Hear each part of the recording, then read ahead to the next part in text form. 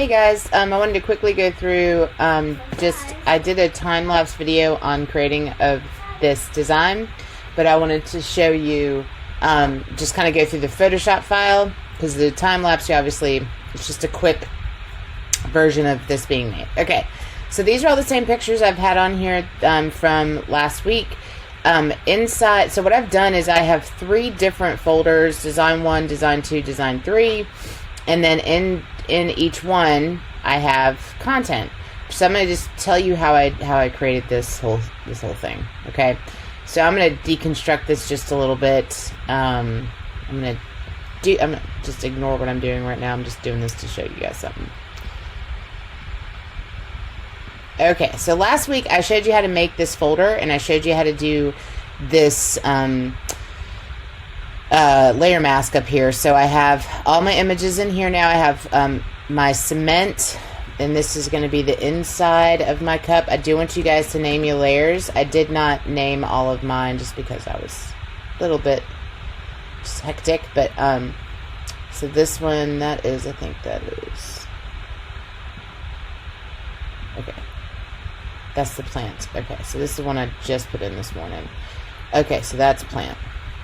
Alright, so I've got my cement, my inside of my cup, my glass, my yarn, my plant, and then this is my 2 brushes, and I just used the 2 brushes that I showed you guys how to make, and I'm going to show you what I did with those to create this look. Okay, so I start out, you're not going to be able to see all the images because they're all blended, but that's my cement layer. I put something that was very, not solid obviously, but like just a neutral tone on the bottom. And then I had a picture of my cup. It's a green cup or glass, and I had it on white piece of paper, if you remember, and I put my lens right through it, took a picture of that. Then I have another picture of the same cup, but from a distance, so you get this whole, the outside circle of it. Then I have this yarn that I showed you guys a bunch of stuff with last week, so I have that. And then I have, let me do this really quick, sorry.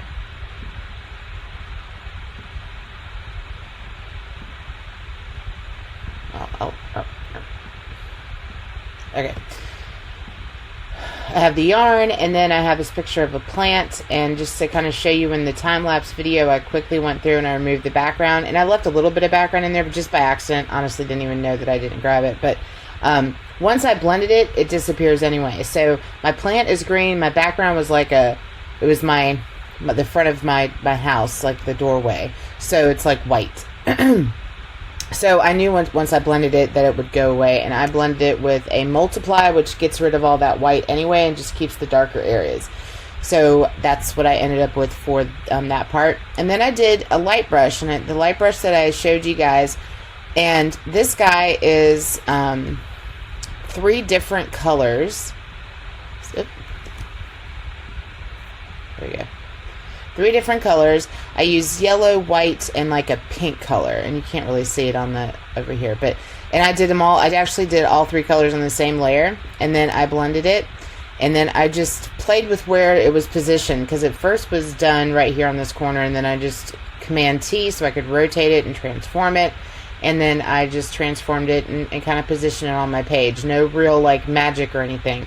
And excuse me. And then for the cloud brush, I used the cloud brush that I showed you guys, and I just created just a really soft kind of like frame around it, which made the text pop a little bit more, and it just kind of gave it a real smoky look, but very, very subtle. So not something that's like taking over the page. And I just painted with white, if I remember correctly.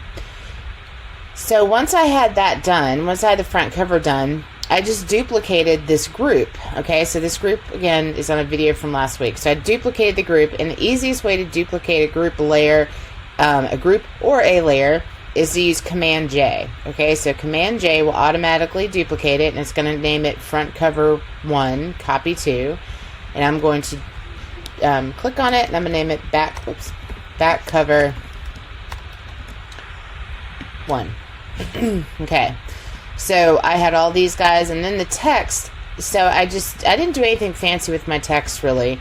I just went into my text tool. If I can get it, it's right there with all my.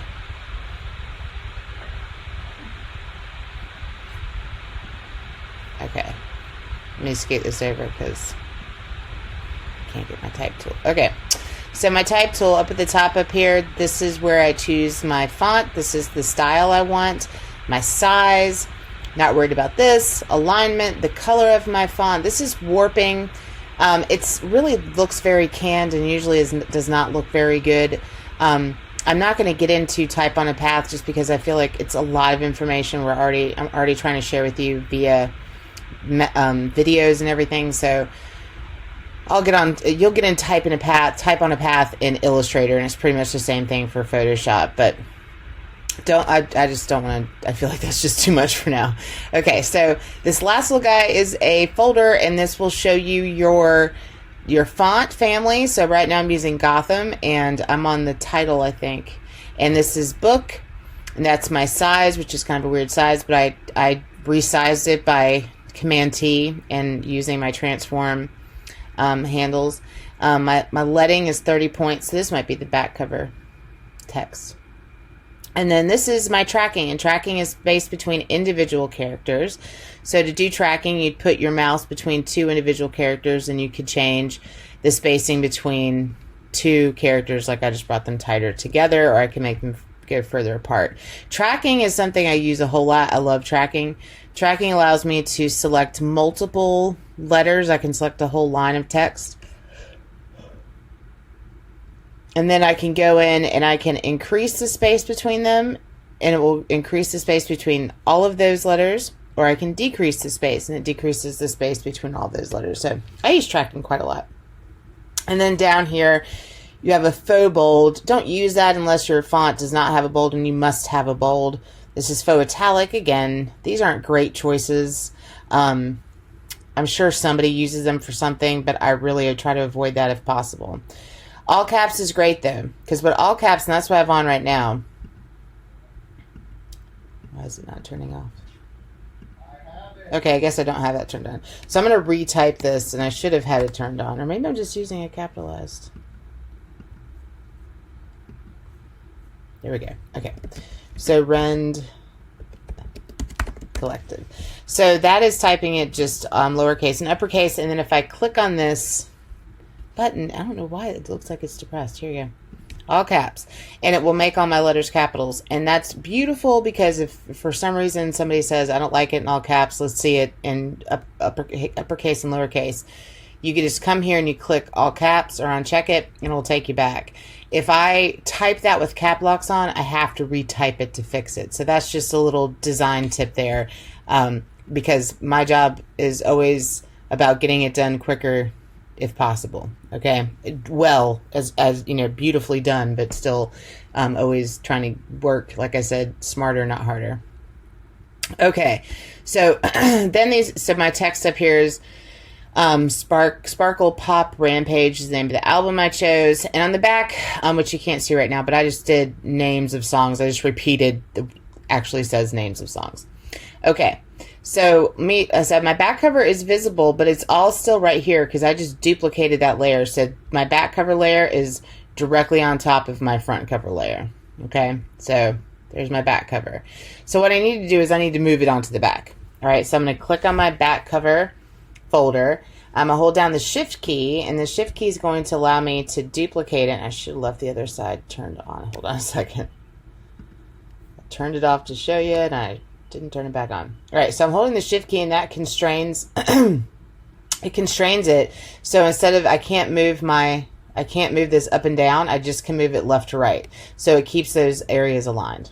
Okay, so and if I can't get it perfectly, I'm going to set it there, and then I'm going to use my arrow key just to nudge it over. Okay, so that's what the back cover looks like. And one thing I did add to it, and I'll turn it off right now because I'll show you how to do it, but I did add an ellipse to it. So this is the back and front cover. And there's a couple things I could have done with this. I could have totally just turned off the light source, and I think that works. But what I decided to do was to actually flip my back cover horizontally so that it created like a mirror image. Okay, so to do that, I clicked on my back cover folder, and I did edit, transform, flip horizontal. Okay, so edit, transform, flip horizontal. And because I'm selected on the folder and not just one layer, it's going to flip every image. It may take just a second, but it's going to flip every image in that little folder. And this is really cool right here. This is neat. I like the way that this is setting together. Just some cool look to it. So that's one cover. I turned on the names of my songs. I thought it was a little bit hard to read, but I didn't want to create like a square on the back or a rectangle on the back of my page because everything's very organic. So instead, I use my shape tool, which is down here, and you have multiple shapes in here. My computer's not letting me see it because of Loom, but you can do rectangle, rounded rectangle, ellipse, polygon, line tool, custom shape tool. I did just an ellipse tool because I was going to just go off the size of my, or the shape of my glass there in the center. Okay, tool options for this, guys. Up here at the top, shape, path, pixel.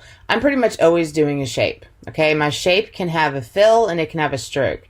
If I do a path, I'm just kind of creating a vector object with no fill and no shape to it. So, I'm sorry, no fill and no stroke to it. So, I do use that, but it's more advanced stuff that I would do to use that. The pixels would literally just, if you drew a square on the page, it would just plop color in that spot. It wouldn't create any kind of resizable shape. It would just kind of fill that area with color. So I almost always use shape. And what I did to get my color is I actually grabbed my eyedropper tool, and I just went around my page and I found the color that I wanted to use. Okay, so, and I'm now clicking on multiple colors, so I'm just going to choose something slightly different. So anyway, I chose a color, okay? And once I chose that color with my eyedropper tool, it shows up here in my fill. So I grab my ellipse tool again, and that is automatically going to be the fill that's going to be there for my shape. I turn my stroke to none, so I have no stroke on it. And like I said, I'm not showing you this because you need to do this. I'm just showing you because it's my process, and so you guys can see some of the decisions I made. Okay, so there's my ellipse. I do not like it just sitting on top, just like a big object. I think it looks like I didn't know what to do with my text, so I just threw a circle behind it. Here you go. So if I start blending it, now it's going to allow my text to pop a little bit more because it gives a little bit of contrast, and it gets rid of some of that texture that was kind of causing the visibility of my, so like that's really kind of tough because you're getting a lot of texture with it.